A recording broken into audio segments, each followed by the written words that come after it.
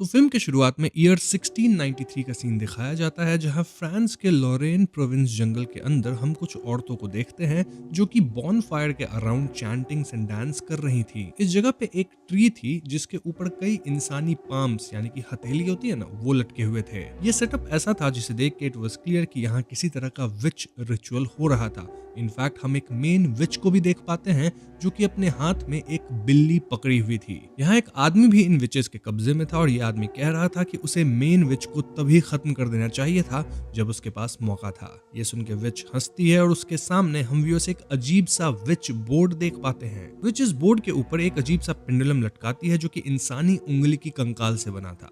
ये पेंडुलम नाचते हुए एक पर्टिकुलर साइन पे रुकता है जो कि हैंड सिंबल था और इसका मतलब था कि आदमी के हाथ अलग कर दिए जाएंगे। कुछ औरतें चैंटिंग्स करते हुए आदमी के हाथ को अलग करने आती हैं, लेकिन तभी यहाँ कुछ मर्द लोग घोड़े पे आते हैं जो कि इन विच जैसी औरतों पे अटैक कर देते हैं। इससे यहाँ भगदड़ मच जाती है और ये मर्द लोग गन्स वगैरह लेके आए थे जिसकी मदद से ये विचेस को हंट करना शुरू करते हैं। इस हाथापाई में दोनों साइड से लोग खत्म होते हैं और अंततः मर्द लोग न सिर्फ बंदी हुए आदमी को आजाद करते हैं बल्कि ये मेन विच को पकड़ भी लेते हैं। इस सब के दौरान विच बोर्ड वहीं गिर जाता है और इसी पॉइंट पे फिल्म का टाइटल आता है। यहाँ से कहानी प्रेजेंट टाइम में आती है जहाँ दो चोर new Orleans museum of natural history में चोरी करने आए हैं और इनका मकसद है सिर्फ और सिर्फ विच बोर्ड को चुराना। जी हाँ दोस्तों, वही विच बोर्ड जिसे हमने स्टार्टिंग सीन में देखा था और करंटली ये बोर्ड इस म्यूजियम में है। अब इन दो चोर में से एक लालची चोर चाह रहा था कि वो और चीजें भी चुरा ले, लेकिन दूसरा नॉर्मल चोर उसे ऐसा करने से मना करता है। इसी बात को लेकर दोनों चोर में हाथापाई हो जाती है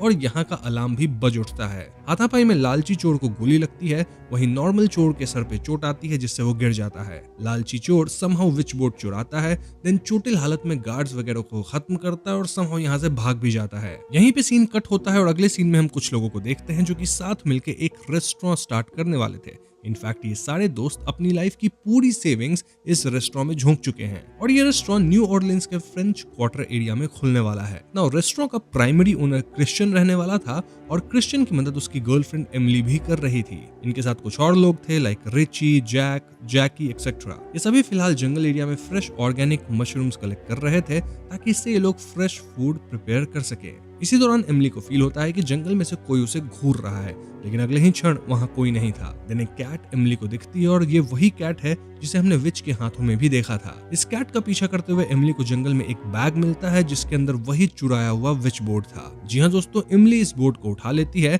देन इसे क्रिश्चियन को दिखाती है और ये दोनों बोर्ड अपने साथ ले जाते हैं क्योंकि ये एंटीक आइटम जैसा दिख रहा था जो कि इनके रेस्टोरेंट के डेकोर का पार्ट बन सकता था। हालांकि ये दोनों नोटिस नहीं करते कि जहां ये विच बोर्ड पड़ा था उससे कुछ ही दूर पे उस लालची चोर की लाश पड़ी थी जो कि इस बोर्ड को चुरा के भागा था। वहीं दूसरी तरफ कहानी नॉर्मल चोर पे फोकस करती है जो कि किसी अलेक्जेंडर बैप्टिस्ट नामक बंदे के घर पे था और हम समझ पाते हैं कि बैप्टिस्ट ही इस नॉर्मल चोर को विच बोर्ड चुराने के लिए पैसे दिया था। बट ऑफ कोर्स चोर फेल हो गया और वो फेलियर का ब्लेम लालची चोर पे डाल रहा था। बैप्टिस्ट को समहाउ पता था कि लालची चोर खत्म हो चुका है। इनफैक्ट बैप्टिस्ट यहाँ सिटी के मैप के ऊपर एक पेंडुलम लटकाता है जिससे उसे ये तक अंदाजा लग जाता है कि फिलहाल विच बोर्ड कहाँ है। अब बैप्टिस्ट के साथ 3 लड़कियां भी थी जो कि ट्रिपलेट्स थी और ये आशा एंड सिस्टर्स थी। ये लोग नॉर्मल चोर के सामने एक अजीब सा कॉल्ड्रन लाती हैं और एकदम से हम नोटिस करते हैं कि चोर किसी रिचुअल जैसी सर्कल में बैठा है। फिर आशा सिस्टर्स चोर के गले पे अटैक करके उसका खून इस कॉल्ड्रन में कलेक्ट करती हैं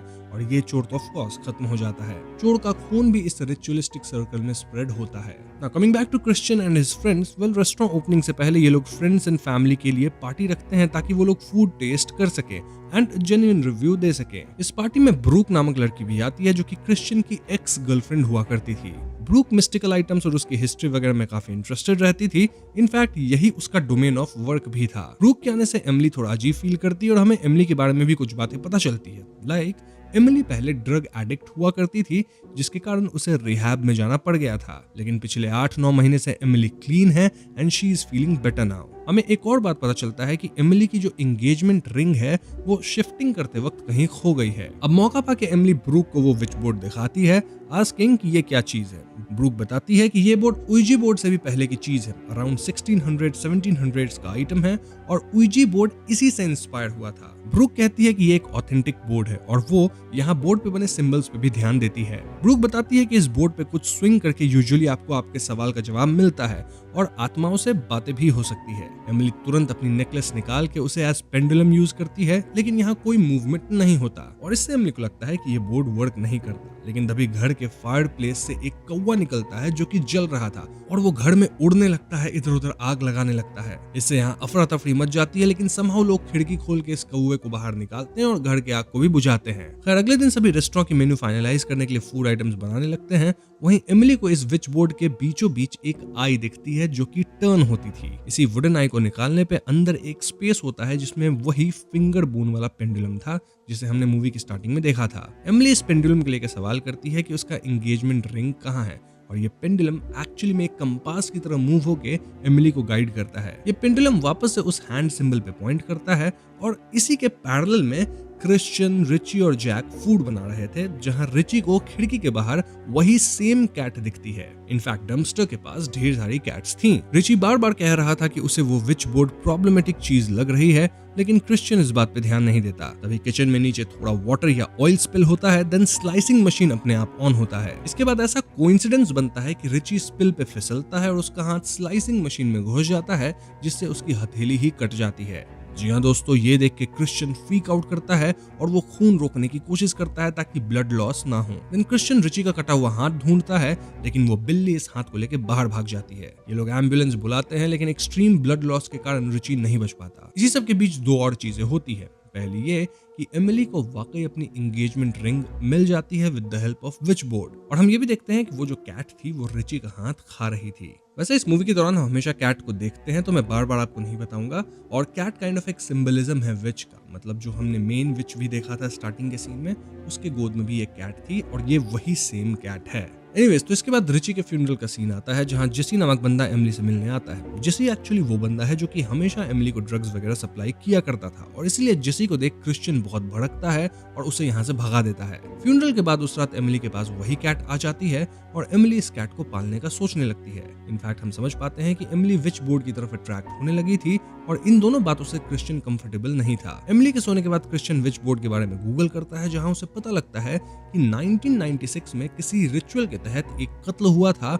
और इस रिचुअल में विच बोर्ड का ही इस्तेमाल हुआ था, मतलब एक औरत खत्म हुई थी। वहीं एमिली सो रही होती है और टेबल पे रखे विच बोर्ड के ऊपर लटका पेंडुलम अपने आप ही हिलने लगता है। इससे लाइट्स फ्लिकर होती है और हमें उस लालची चोर की लाश दिखाई जाती है जिसके अंदर से एक अजीब स्किनलेस जानवर निकलता है, अगेन शायद कैट। एकदम से एमिली की नींद खुलती है और अगले ही क्षण बेड से कई हैंड्स निकलते हैं जो कि एमिली को बेड के अंदर खींच लेते हैं। इसके ठीक बाद एमिली खुद को 1690s में पाती है, जहां औरतें विच वाले रिचुअल्स कर रही थी और एमिली वहां अपनी बेड सहित ट्रांसपोर्ट हो गई थी। मतलब रियली नहीं हुई है ट्रांसपोर्ट, मेंटली उस जगह पे है। यहाँ जो मेन विच थी वो लेविटेट करते हुए एमिली की तरफ बढ़ती है, जिससे एमिली चिल्लाती है और अगले ही क्षण एमिली खुद को प्रेजेंट टाइमलाइन में पाती है जहां वो चीखे जा रही थी। क्रिश्चियन आके एमिली को संभालता है। इनफैक्ट क्रिश्चियन को शक होने लग गया था कि कहीं जेसी फिर से एमिली को ड्रग्स वगैरह तो नहीं दे दिया, जिसे कंज्यूम करने के बाद एमिली ऐसे बिहेव करने लगी है। अब यहाँ आश्चर्य की बात यह थी कि विच बोर्ड बेड पे एमिली के करीब था, जबकि हम विच बोर्ड को टेबल पे देखे थे। यहाँ दोस्तों मैं एक और बात मेंशन कर दूं कि अब तक न्यूज में यह आने लग गया था कि म्यूजियम से एक विच बोर्ड चोरी हुई है और एमिली इस न्यूज को देख ली थी, यानी कि एमिली को पता था कि ये विच बोर्ड चुराया हुआ आइटम है। स्टिल वो इसे ना तो रिटर्न करना चाहती थी, ना ही वो ये बात क्रिश्चियन को बताती है। जो भी हो, क्रिश्चियन अब तक एमिली को लेकर परेशान होने लग गया था और ऐसे में वो अपने एक्स ब्रूक से मिलता है। क्यों? क्योंकि क्रिश्चियन के हिसाब से एमिली अजीब तब से बिहेव करना शुरू कर दी है जब से ये विच बोर्ड घर में आया है, और इस विच बोर्ड के बारे में ब्रूक ही और डिटेल्स निकाल सकती है। ब्रूक बताती है कि ये बोर्ड एंशिएंट विकन प्रैक्टिस से रिलेटेड है और इसके बारे में ब्रूक से ज्यादा उसका एक फ्रेंड जानता है। विका काइंड ऑफ एक फेथ है जिसे आज भी कई लोग प्रैक्टिस करते हैं, और इसके बारे में जानने के लिए क्रिश्चियन को ब्रूक के साथ उस आदमी के घर जाना होगा जहां आज एक पार्टी है, मतलब वही जो ब्रूक का फ्रेंड है। दूसरी तरफ एमिली नहा रही होती है जब कुछ असाधारण गतिविधियां होती है, जिसके अंत में बाथटब से कुछ हैंड्स एमिली को टब के अंदर खींच लेते हैं। इससे एमिली खुद को काले पानी में पाती है, जहां उसे पास्ट का एक विजन आता है। ये विजन लेट 1600s का था, जब फ्रांस के किसी गांव में अमीलिया नाम की औरत थी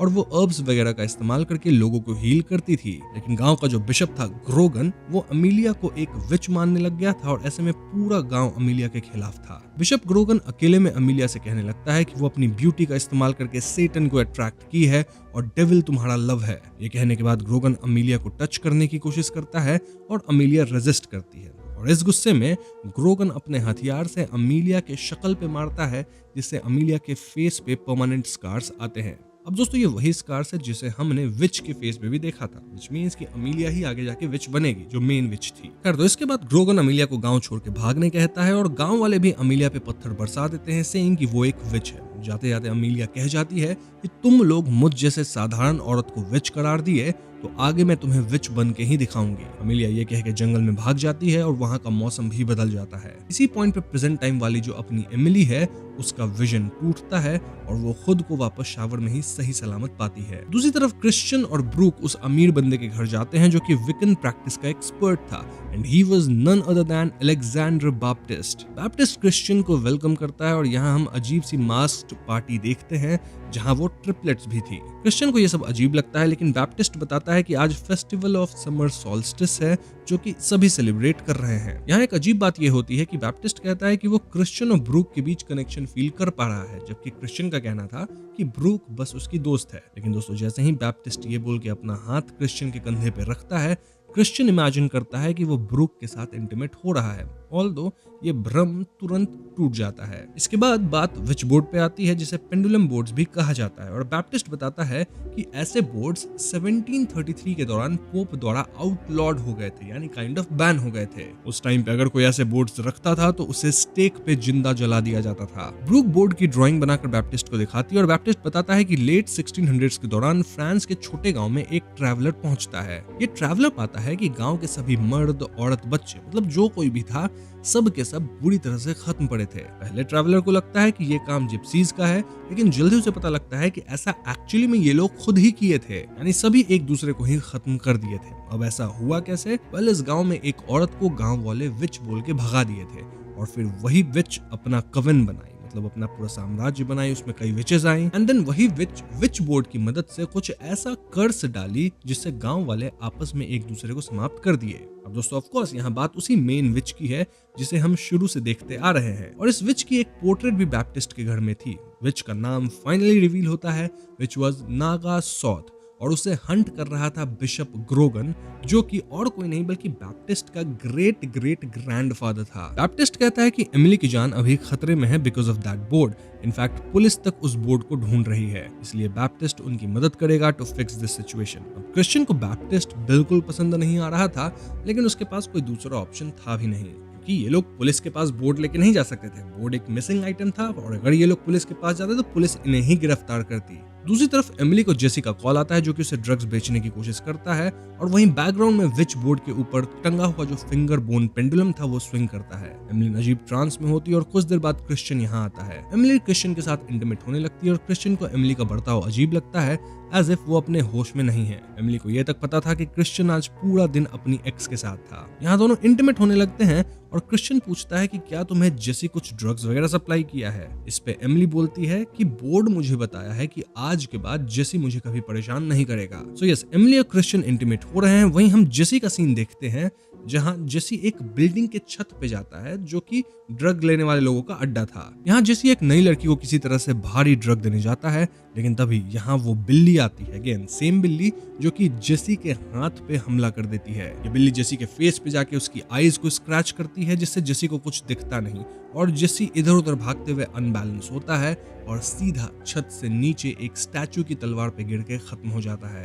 पैरेलल में विच बोर्ड पे पेंडुलम डेथ वाले सिंबल पे रुकता है और इंटीमेट हो रही एमिली की जगह हम नागा सॉथ को देखते हैं, लेकिन फिर अगले ही क्षण वहां एमिली थी जो कि अपने होश में आती है। होश में आते एमिली एकदम डरने लगती है और उसे समझ ही नहीं आता कि यहाँ क्या हो रहा है। क्रिश्चियन उसको काम डाउन करता है और अगले दिन वो तुरंत बैप्टिस्ट और ब्रूक को लेके आता है ताकि ये दोनों एमिली की मदद कर सके। बस फिर क्या था, बैप्टिस्ट यहाँ रिचुअलिस्टिक सेटअप करता है, देन वो विच बोर्ड पे फिंगर बोन वाली पेंडुलम घुमाता है और 10 तक काउंट डाउन करके एमिली को सुला देता है थ्रू हिप्नोटिज्म। या कई चीजें इधर उधर उड़ती है, जैसे एमिली की जो क्रॉस थी वो तक दीवार में जाके लग जाती है। फिर जो पेंडुलम था वो एक्चुअली में बोर्ड के ऊपर सर्कल्स में नाचने लगता है और एक ग्लो प्रोड्यूस करने लगता है। इसी के पैरेलल में हमें 1690s का सीन दिखाया जाता है जहां बिशप ग्रोगन नागा सोथ को जेल में कैद करके रखा था और वो नागा सोथ को विच बोर्ड यूज करके दिखाने को कहता है। नागा सोथ बताती है कि इस विच बोर्ड की जो फिंगर बोन पेंडुलम है ना, उसे वो अपनी ही रिंग फिंगर काट के बनाई है। अब नागा सोथ जब बोर्ड यूज करती है तो उसकी पेंडुलम भी ठीक वैसे ही रोटेट करती है जैसे प्रेजेंट टाइमलाइन में बैप्टिस्ट की रोटेट हो रही हो। और ऐसा प्रतीत होता है कि भले इन दो इंसिडेंट्स की टाइमलाइन अलग है,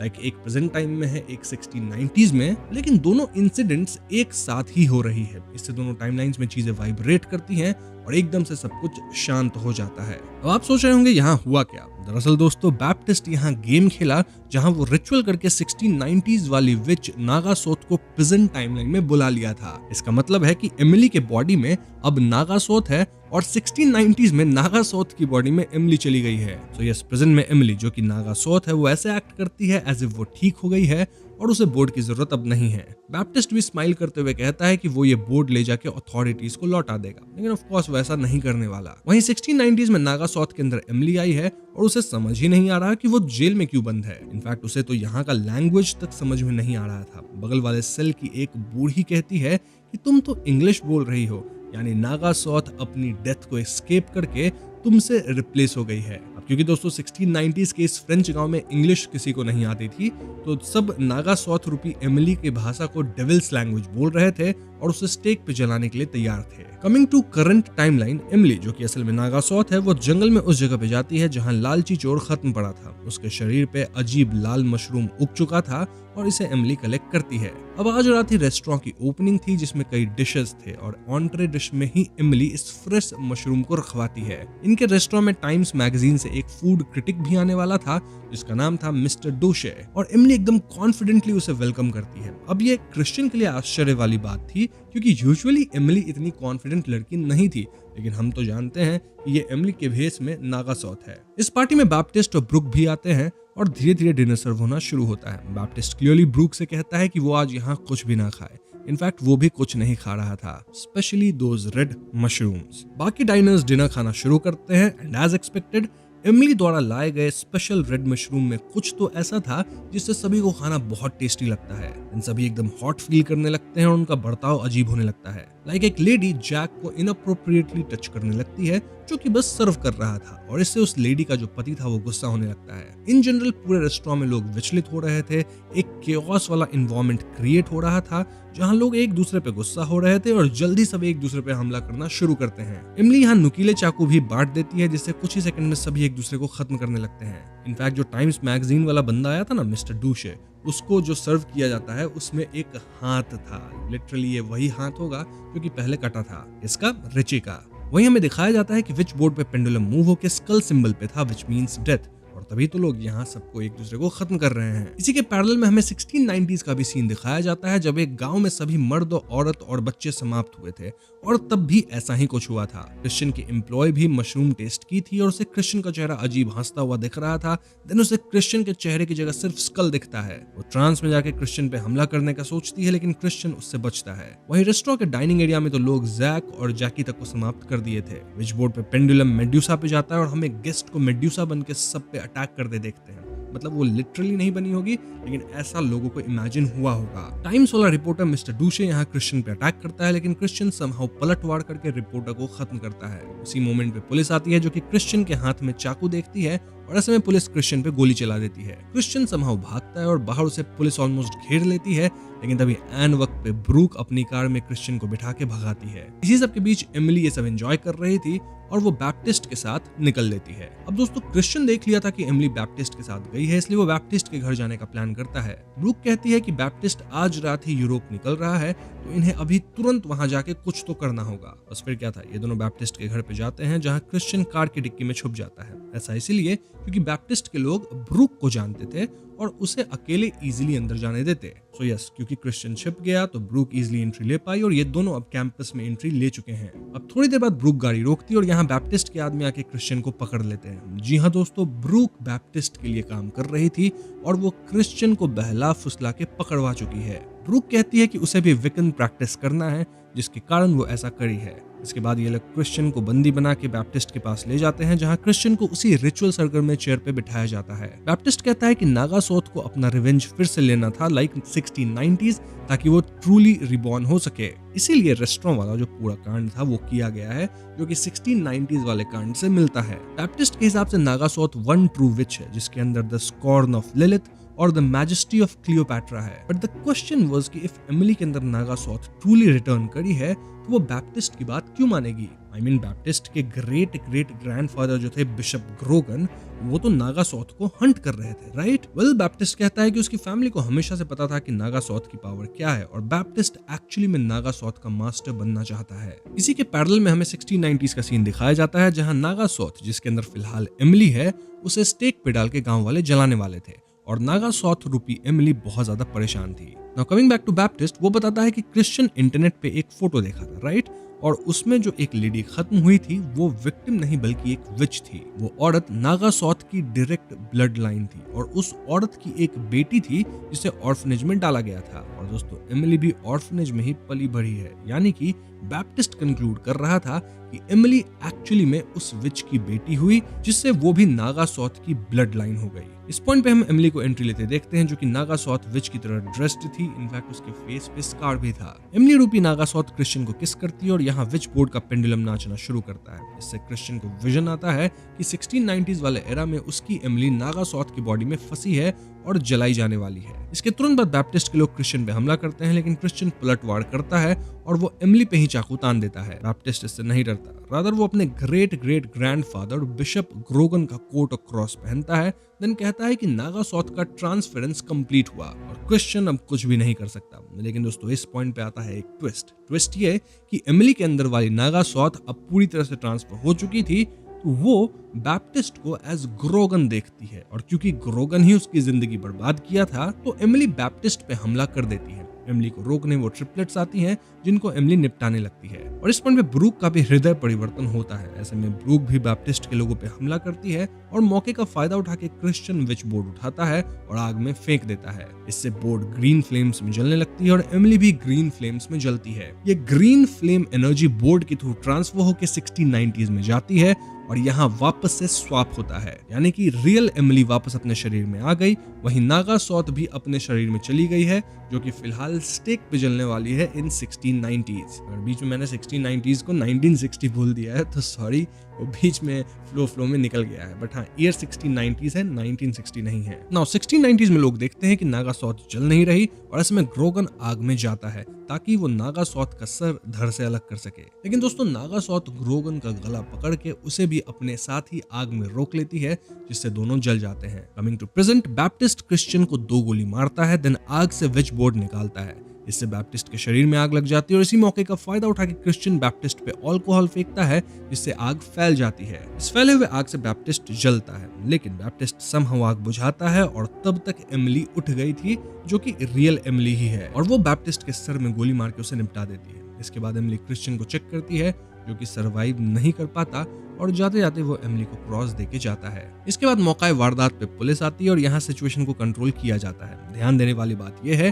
कि विच बोर्ड अब भी बच गया है और यहाँ एमिली और ब्रूक अब एक दूसरे को सपोर्ट कर रही हैं। पुलिस वाले बैप्टिस्ट का शरीर बॉडी बैग में डालते हैं और इससे पहले बॉडी बैग बंद होता, बैप्टिस्ट की आंखें खुलती है, जो कि थोड़ी लाल थी। यहाँ सीन कट होता है और हमें वेटिकन सिटी रोम का दृश्य दिखाया जाता है, जो कि कुछ समय बाद का दृश्य है। और यहाँ ब्रूक जो है वो ये विच बोर्ड एक कैथोलिक आर्च बिशप को बेच देती है। इसके लिए आर्च बिशप ब्रूक को डायमंड्स देता है और यहाँ हम ब्रूक के साथ एमिली को भी देखते हैं। इनफैक्ट एमिली ही इन डायमंड्स को अपने पर्स में रखती है। अब इनके जाते आर्च बिशप उस फिंगर बोन वाले पेंडुलम का इस्तेमाल करता है और हम प्रीस्ट के पीछे नागासॉथ को आते देखते हैं। प्रीस्ट या आर्च बिशप चिल्लाता है और यहीं पे फिल्म खत्म हो जाती है। तो दोस्तों, ये थी विच बोर्ड फिल्म की कहानी, जो कि काफी क्लियर है। लेकिन अब हम फिल्म से जुड़ी कुछ थियरीज पे बातें करेंगे। तो सबसे पहले अगर एंडिंग की बात की जाए तो ब्रूक यहाँ ये विच बोर्ड वेटिकन के आर्च बिशप को देती है और ये काफी कैलकुलेटेड मूव था। ब्रूक जानती थी कि ये विच बोर्ड कितना खतरनाक है और इसलिए वो इस विच बोर्ड का कल्चरल वेट यूज करके चर्च जैसे पावरफुल इंस्टीट्यूशन को इम्प्लीकेट करती है।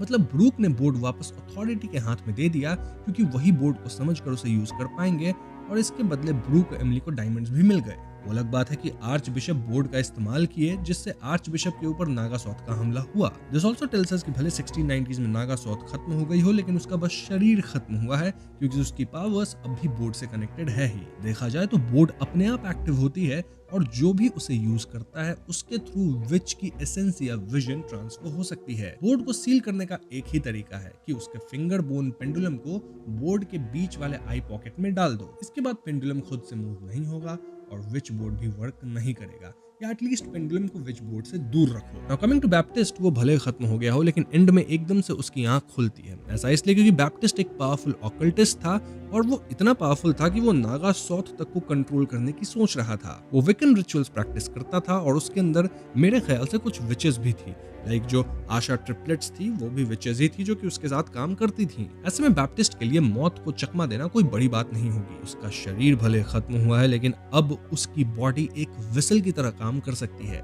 एक थ्योरी ये भी कहती है कि नागा सॉथ ने मरते वक्त अपनी कुछ पावर्स बैप्टिस्ट में अननोइंगली ट्रांसफर कर दी, क्योंकि टेक्निकली बैप्टिस्ट भी उसी ग्रोगन की फैमिली से है जिसके साथ नागा सॉथ का हिस्ट्री रह चुका है। बैप्टिस्ट अब इंसान नहीं बल्कि एक अनडेड वेसल की तरह बन चुका होगा जो कि सीक्वल में वापस आ सकता है। ओवरऑल देखा जाए तो विच बोर्ड एक ट्रांसफर मीडियम जैसा है जहां इंसानी रूह डिफरेंट टाइमलाइंस में ट्रैवल कर सकती है। देखो, आइडियली 1690s की इवेंट्स हो चुकी है और अब प्रेजेंट डे चीजें कई सालों बाद हो रही है, लेकिन फिल्म में दोनों इवेंट्स पैरेलल में हो रही थी एज इफ दोनों टाइमलाइंस कनेक्टेड है। फिल्म जानबूझकर इसको ब्लर करती है क्योंकि ऑफ कोर्स ये लोग डार्क जैसा टाइमलाइन वाला खेल तो नहीं कर सकते ना, टाइम ट्रैवल जैसा, तो चीजों को सिंपल रखा गया है। ऑल्दो इससे काफी सवाल क्रिएट होते हैं जिसका कोई डेफिनेट आंसर नहीं है। वैसे मेरा आंसर ये होगा, मतलब मेरा मानना ये है कि सब एक इनफाइनाइट लूप की तरह है। पास्ट यानी 1690s में नागा सॉथ का जलना और प्रेजेंट में एमिली का बचना, ये दोनों इवेंट्स एक दूसरे पे डिपेंड करते हैं। अगर एमिली पास्ट में जाकर नागा सॉथ को नहीं रोकती तो प्रेजेंट में बोर्ड कभी पावरफुल नहीं बनता,